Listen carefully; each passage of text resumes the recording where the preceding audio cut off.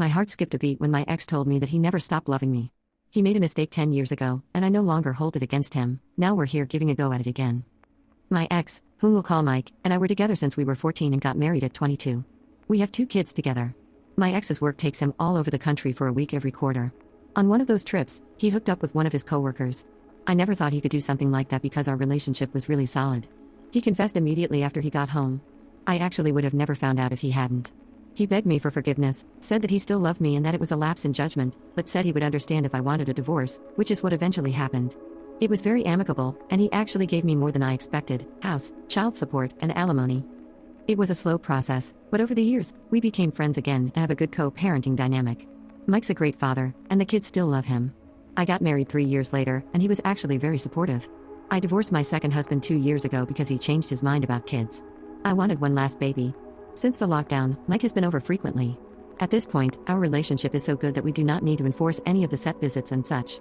Well, things have been getting hot between us for the last few months, and we started sleeping together. I'm a woman with needs too. And to be very honest with you guys, he's still the best guy I've been with after all these years. It's like our bodies were made for each other. He always joked that we were like Prime Pippin and Jordan in bed, and when he said that again, it felt like we were back 10 years ago when we were still together. It was supposed to be just physical, but here we are. Just a few hours ago, he brought up the idea of us getting back together. He gave me the most genuine speech about how stupid he was the night he cheated and how he never stopped loving me in the last 10 years. I was speechless and couldn't say anything, so he just gave me his usual toothy smile and said, "It's okay, I'll wait before driving home." Now I'm lying here in bed, typing this out. I'd be lying to you guys if I said I didn't love him. I'd be lying if I said the last few months weren't the happiest I've been in years. And I'd be lying if I said I never forgave him for cheating. I told him years ago that I already did. If I had to decide right now, I'd jump out of bed, drive to his house, and bring him home. It's taking all my willpower not to do so. I love him. However, I also want to think with my brain here. There are pros to taking him back. He's a great dad, and the kids would have him around more. He's a great provider. He says he still wants kids. And I still love him. Any advice on how I should proceed? Update 1. The morning after I posted, I texted Mike, saying that I needed time and space to think about everything. He then replied, "I've waited 10 years, I can wait a bit longer." My heart melted. When the kids woke up, our son was looking for his dad. He's at the age now where he pretty much idolizes his dad. I get why, though. Mike is an amazing dad. Our daughter gave me the stink eye all morning. After lunch, when our son was in his room playing video games, my daughter confronted me about Mike. She basically said that she knew there was something going on and that she didn't want our fighting to affect their lives. She thought we were fighting. Now, the divorce has affected her, but not as badly as expected. We made sure to get her counseling immediately after, and we made sure her life was as normal as possible. I'm not going to delude myself and think she wasn't hurt by it, but I'm pretty confident in saying we dealt with it pretty well, or as well as we could. I then had the conversation about how we weren't fighting but quite the opposite. We were thinking about getting back together. She thought about it for a while and said she was happy for us and hoped it was forever this time. The next day, I dropped my kids off at my parents' house so I could talk to Mike at his place. We had a long talk about how we felt about each other and what we planned to do about it going forward, and as many of you suggested, what he planned to do next time we hit a rough patch, especially since we plan on having a third kid. He told me that the night he cheated still haunted him 10 years later. He told me how it wasn't worth it one bit and how it was the biggest mistake of his life. He said that if ever we hit a rough patch again, we would talk about it like adults. He even suggested we do couples counseling every now and then, even when times are good. I like this idea. There are some details about our conversation that I want to keep private, but, long story short, we got back together. We are going to take it slow, and in every step we take, we both agree that our children will take priority over everything. He's not going to move in yet, but he would spend a few nights a week at home with us. Later that night, we sat the kids down and broke the news. The daughter didn't say much because she already knew, but our son was over the moon. Since we divorced when he was a baby, the concept of both his parents being together was quite new to him. They obviously asked questions, and we answered them. We're also planning on doing family counseling to make the transition easier for everyone. Overall, I'm really happy right now. Mike made a mistake 10 years ago, but I don't hold it against him and have completely forgiven him for it. I know he loves me now and won't cheat on me anymore. I'm back together now with the love of my life and the father of my kids, and I couldn't be happier. As I type this out, Mike is in the next room playing video games with our son. I'm not entirely sure what the future will look like, but I'm happy he's back. I purchased my mom's tickets to Hamilton, so my boyfriend must be crazy to believe that I'm giving them away for his sister. I'm gonna cut my losses quick and straight up tell him bye. My mom is genuinely one of the funniest, kindest, and sweetest people I've ever met, and I'm genuinely lucky to have been her daughter. She had me fairly young, raised me by herself. And while we were pretty poor growing up, she did her damnedest to make sure that I got a good education and had everything I needed as a kid. One of the things we share is a love of theater. She would save up and take me to all the musicals that stopped on tour in our town, and while we were always in the cheap seats, it was always something we both greatly looked forward to. These memories of going to the theater with my mom are very precious to me and are one of the main reasons why I work in the entertainment industry today, albeit on the corporate side because I have a horrendous singing voice. Fast forward to today. Like most theater nerds, my mom and I are basically obsessed with Hamilton. And for those of you who aren't really familiar with it, this show is basically impossible to get tickets for at this point, unless you want to see it in January of next year. I'm lucky enough to be in a financial position with my job that I could afford tickets for a show in July for me and my mom. These are amazing seats in the 5th row center. And through some type of divine intervention, I managed to snag tickets for the night of Lin-Manuel Miranda's final performance, who is the creator and lead of Hamilton. I surprised my mom with these tickets back in December for Christmas. I'm making a whole week of it. I put us up in a really nice hotel. I made reservations at a bunch of restaurants that we both want to try. And we're going to do a bunch of touristy stuff in general, plus try to see if we can fit in at least one other show before we leave. We are both incredibly excited for this. My mom even has a little Hamilton countdown that she's doing on a mini chalkboard she uses as a planner. She sends me pictures every day when she changes them. It's cute. In January, I began dating this guy that I'll refer to as Joshua. We were casual or not exclusive for a while but became serious within the last 2 months. He also works on the corporate side of entertainment, but at a different agency than I do. He also has a higher position than me and makes a lot more money than I do. We met at an industry event, and we hit it off instantly. I thought I could get really serious about this guy. And up to this point, there have been no red flags that I've seen, although, to be honest, right now I'm sifting through all of my memories to see if there's something I missed. He also comes from a much wealthier family than I do. Josh has a younger sister, whom I'll call Jennifer, who's kind of going through a big troubled teen phase. She cuts class, smokes, and is really disrespectful to her parents. I've only met her once, but as far as I know, she's not doing anything too bad. She's just kind of a sad kid and could really benefit from some therapy. I floated this by Josh, but he said his parents are kind of disdainful of therapy in general. Josh says they can't reach out to her no matter what they do, and they've tried everything except trying to get her to a counselor. On Sunday night, I was at my place with Joshua. We were drinking wine and cuddling while watching the Tony's Theater Awards show. My mom was texting me during the Hamilton performance and geeking out about how excited she was.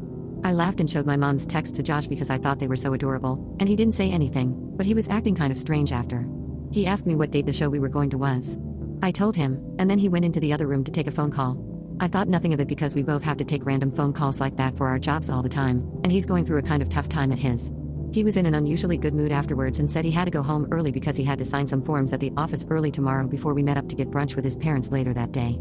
Again, nothing too unusual and pretty common with the both of us. He picks me up at work for the brunch with his parents, and again, he's in an unusually good mood. I ask what's up, and he says vaguely that things are going well at the office and this deal he's trying to make is finally going through. I don't really press for information because we both try to avoid work topics, and this is only my second time meeting his parents, so I'm still a bit nervous about brunch. We get to the brunch place, and the first thing his mom does when she sees me is give me a huge, warm hug and profoundly thank me for my kindness. Her dad also gives me a huge handshake and thanks me for helping out with Jen. I'm kind of confused because I have no clue what they're talking about. I ask what she means, and she says for giving her the Hamilton tickets. I turn around to Josh, and he just has this big grin on his face. Apparently, that time my boyfriend was away talking on the phone for business, he was actually on the phone with Jen, promising that I would give her my Hamilton tickets. I was so thrown off by this that I said that I had no clue about this. Josh looks pissed, and his parents are equally thrown off. But instead of getting mad at Josh, his mom just says, "Well, you can still give them to her, right?" And they all look at me like I'm supposed to just agree with this. And I try to explain that the trip is actually for me and my mom and how important this is to my mom. All three of them start going on about how Jen is super excited about this and that this is the first time that she's not been mad or expressed happiness to them in a while. And that's how the next half hour goes, basically, until the parents leave, mad, and the dad calls me a selfish cow. I'm so flabbergasted that I just sort of put up with it, but I could barely get in a word. Josh and I go outside the brunch place, and he starts screaming at me about my selfishness, how Jen is going through a much harder time than they thought, and that I'm being childish because it's just a musical. I hate having arguments in public, so I wasn't really engaging. He eventually called me the C word and then left in his car, which is awkward as hell because it was valet parking, so he was just kind of stewing by the valet stand while I was waiting for my Uber. Later that night, I texted him saying while I wasn't giving up my tickets, there are still some available on that date. However, they cost about $2,500 due to ticket scalpers jacking up the price. Believe me, this is not a problem for either the parents or my boyfriend. He literally bought a $3,000 watch for funsies last week. The only response I got was that was an exorbitant fee. He refuses to pay, and he didn't understand why I couldn't just give the tickets to Jen. I also got texts from both his parents pleading with me to give the tickets. And also, they forwarded an email to me that Jen sent to Josh and her parents for thanking them for the surprise. Apparently, she's also obsessed with Hamilton and this is making her year. Also, we live in LA. Do they also expect me to give up my plane ticket and hotel? What the hell is their game plan here? Look, I completely understand wanting to help out with Jen, and I feel really bad that apparently her family is filled with weirdos, but this has been also baffling, and the entitled behavior they displayed is a massive turnoff. I'm not giving up these tickets, but I also kind of want to cut my losses here. The attitude Josh displayed towards me outside of the brunch place was very unpleasant, to say the least, and he knows how disrespectful I find being called a C, so I'm of half a mind to just break up with him. He knew I had these tickets for a while, and I don't get why he decided to do this now. But should I contact Jen and explain it all? I just saw that she made a really excited post on Facebook about it. I'm not friends with her, but I am friends with my boyfriend, and he liked her post. I would straight up buy the ticket for her, but frankly, I can't afford those prices because I'm saving up for the NYC trip for my mom. How do I move forward? Update 1. I'm typing up an email dumping him right now. Normally, I think it's better to meet up for things like this, but his behavior both during and outside brunch was scary, and I would prefer not to be alone with him right now. Maybe that's paranoid, but better safe than sorry. I think this is one of those situations where everything was so crazy and they were acting like this was totally normal behavior that I thought I was the insane one. My girlfriend has all these rules that make my life unbearable, and I think I'm going crazy following all of them. Now, I keep catching myself dreaming of possibly ruling her out of my life. My girlfriend, 30F, and I, 30M, have been together for 3 years. She is the best thing that ever happened to me, and I plan on marrying her. Lately, however, her rules, I call them rules, but they are more like obsessions, are driving me crazy. I know she is meticulous, I know she is particular, and I know she's a perfectionist, but I'm starting to think she has some kind of underlying OCD or something. Our house always has to be pristine, with everything in its right place.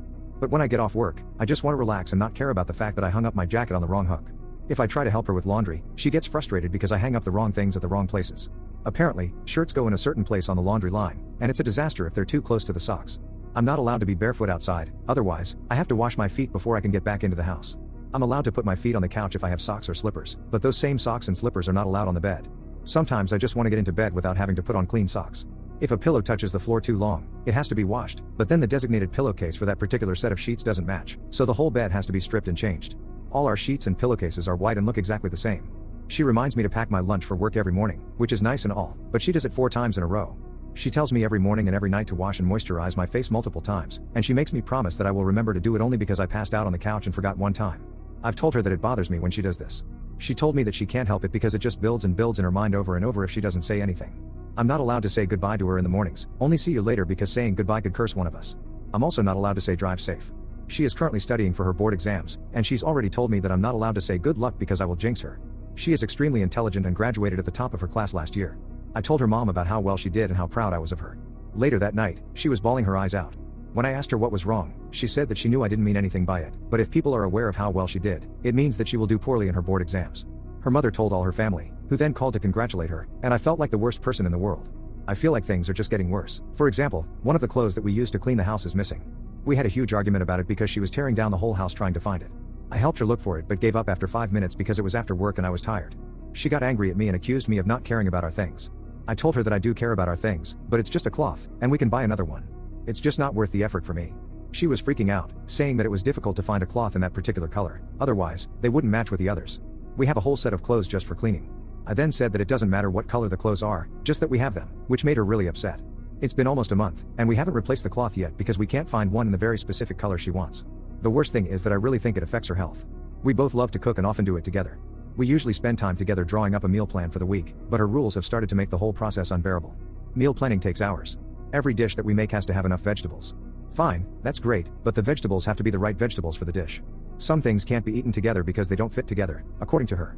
If a meal doesn't have enough of the right vegetables, she gets incredibly anxious to the point that she's nauseous and then just won't eat. She also has this thing where food can't be wasted, and then I tell her it's fine, we can just have it for leftovers for lunch, but obviously lunch is also planned out, so she gets really stressed out and eats a small plate of vegetables while I make myself food. I know she's struggled with depression in the past and that she's on antidepressants, but this just feels like it's something more. No matter what I do to reassure her, I just feel like I'm making things worse. I've told her that she needs to see a therapist, but she told me she feels ashamed of these things and doesn't want to waste money on a therapist. I just don't know what to do anymore. Update 1. We had a talk last night, and she agreed to go to therapy. She said she is very reluctant to go to therapy because she fears that talking about this stuff will lead to bad things happening. She told me that many of these rules are distressing to her too, but she didn't really realize they had that much of an effect on her because she was still functioning normally. She also apologized for the fact that I feel like I can't relax and said it made her very sad and that she will do what she can to make sure I am comfortable and happy. We are also currently working on some strategies that will help ease some of the burden these rules have on me. We will be getting a coat hanger so that I don't instinctively hang my coat on the first hook I see but rather as I come in the door, which works out better for both of us. I also made dinner on my own last night since she had a study session until very late, and she was very grateful and happy. The meal didn't fit together perfectly, according to her, and there weren't enough vegetables, but I said that the meal fit together perfectly in my mind and that we could double up on vegetables at the next meal. She told me that by saying that, it actually made her feel a lot less stressed about it.